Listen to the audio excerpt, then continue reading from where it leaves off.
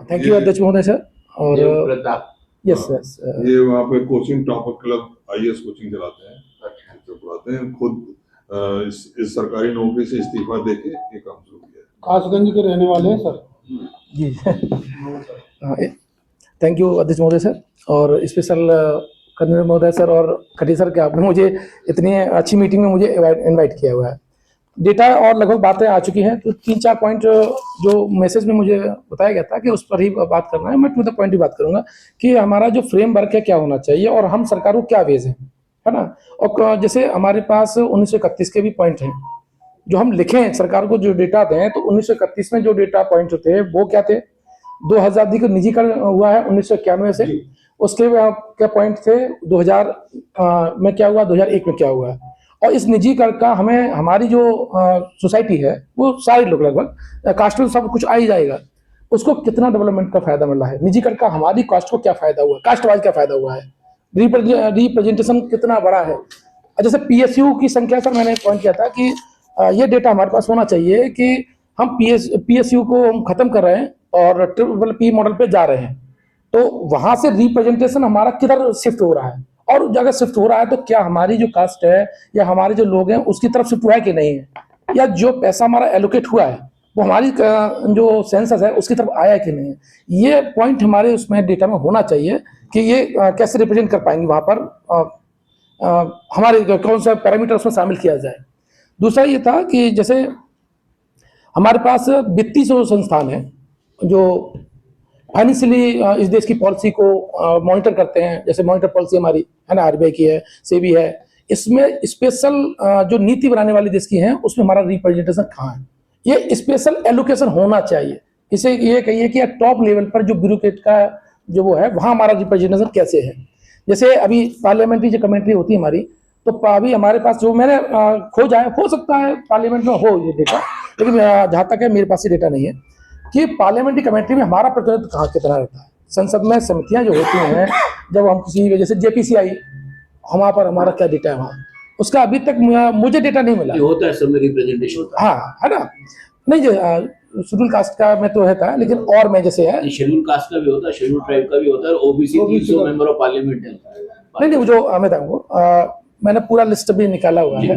जैसे इकोनॉमिक में मुझे एक भी नाम नहीं दिया, हो सकता है वहाँ हो, लेकिन किसी भी इकोनॉमिक में मुझे शेड्यूल कास्ट का मेंबर ऑफ पार्लियामेंट मैंने इस बार का देखा हुआ है कि जो, चूंकि आजकल तो मेंबर ऑफ पार्लियामेंट का लिस्ट निकल आता है वो शेड्यूल कास्ट का है, वो उधर नहीं मिला।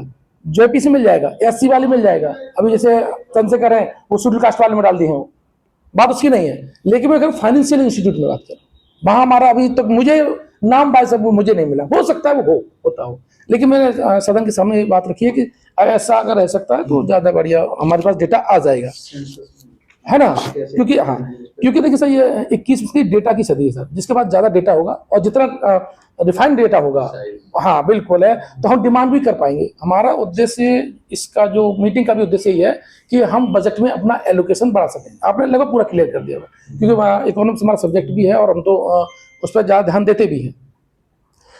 इसमें हमारे पास जो ऋण पिछली बार जो दिख रहा था मैं, हमारा जो ऋण हुआ मुद्रा लोन योजना के तहत, और उसमें शेड्यूल कास्ट का ही पैसा दूसरे को चला गया, उसका आंकड़ा नहीं है। वो तो हमारे संबंध जो स्टूडेंट हैं उन्होंने बताया कि सर ये डिस्कशन हुआ पैनल में कि जो शेड्यूल कास्ट को हो जाना था वो जनरल को या अदर को कर दिया गया, लेकिन ये ऑडिटिंग तो नहीं है, ऑडिटिंग में तो शेड्यूल कास्ट को ही जा रहा है, लेकिन ये बहुत गंभीर बात थी इसकी, है ना। तो ये जैसे हमारा जो ऋण गया हुआ है कि जो ऋण जो होता है हमारा सरकार में और प्राइवेट में, किस कास्ट को सरकारी जो बैंक है उसने कितना ऋण दिया है या प्राइवेट ने कितना ऋण दिया हुआ है, इसका डेटा का कोई पैरामीटर उसमें शामिल हो सकता हो। हाँ, आरबीआई की रिपोर्ट्स होती है उसमें आता है डेटा जी। शेड्यूल कास्ट नहीं आता सर, नहीं कास्ट वाइज होता है, कैटेगरी वाइज होता है, क्योंकि प्राइमरी लैंडिंग में ना जी। हाँ हम लोग कास्ट वाइज चाहिए, यस, है ना। तो तुमने कहा कि अगर कास्ट करेंगे तो फिर सब जगह जाएगा। हाँ वही तो कह रहे हैं सर।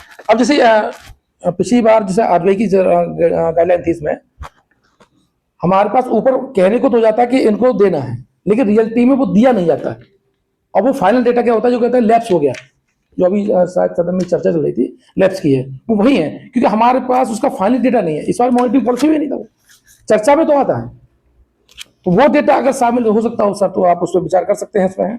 और मेरे पास है हो जाता है। हाँ, तो और उसका वो अभी तक 1991, 2001 और 2011 इसका तुलनात्मक डेटा निजीकरण का भी नहीं आया है कि हमारा कितना फायदा है, हमारी सोसाइटी को कितना फायदा हुआ है। अगर इसे सोशियो इकोनॉमिक वाले सेक्शन में डाला जाए वो वही का मैटर है कि इस निजीकरण का हमारी जातियों को कितना फायदा हुआ, ये तो बाद में निकल के आएगा, लेकिन schedule caste wise, OBC wise ही कितना फायदा हुआ है, इसका भी अगर कोई डेटा इसमें हो सकता हो शामिल, या कोई मांग डिमांड हो सकती है तो सदन में इसमें शामिल कर सकता है। यही मेरी 3-4 पॉइंट बात थी, मैं खुद मान लो। चलिए सर, एक मिनट, हम लोग जानना चाहते हैं 2011 की सेंसस डिक्लेयर किया है कि नहीं? ऑलरेडी हो चुका है 2011 का, 11 का तो हो चुका है। 21 का होना बाकी है। 2011 का डिक्लेयर नहीं हुआ तो सर एक बात कह रहा हूँ